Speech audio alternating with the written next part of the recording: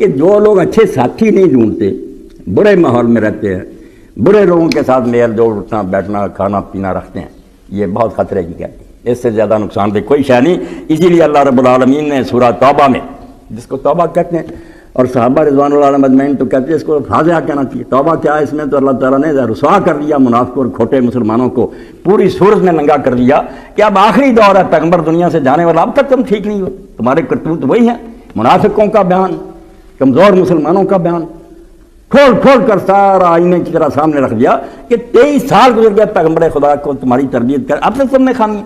تو اب جو بات بتائی گئی آخر میں کہ ان خرابیوں میں سے ایک بڑا عامل جس کی وجہ سے لوگ ٹھیک نہیں ہوتے، ان میں یہ بری عادتیں جو ہیں جان پکڑ چکی ہیں، توبہ نہیں کرتے، وہ یہ ہے کہ ان کا ماحول درست نہیں، یہ برے لوگوں کے ساتھ اٹھتے بیٹھتے ہیں، اور یہ صحبت جو ہے اس کا انسان کے بگاڑنے اور سنوارنے میں جو دخل ہے اس کا کوئی انکار نہیں کر سکتا۔ دین تو گزارا ہر عقل مند جانتا ہے کہ بڑے سے بڑا نیک آدمی اگر بدماشوں کے ساتھ بیٹھنا شروع کر دینا، کسی نہ کسی دن یہ بھی متاثر ہو جائے گی، یہ بھی کمزور پڑ جائے گا دین میں، اور ہو سکتا ہے کمزوری کے علاوہ ان کے ساتھ ہی مل جائے، دین چھوٹ جائے ہاتھ سے، اور کمزور سے کمزور عقیدے والا اور جو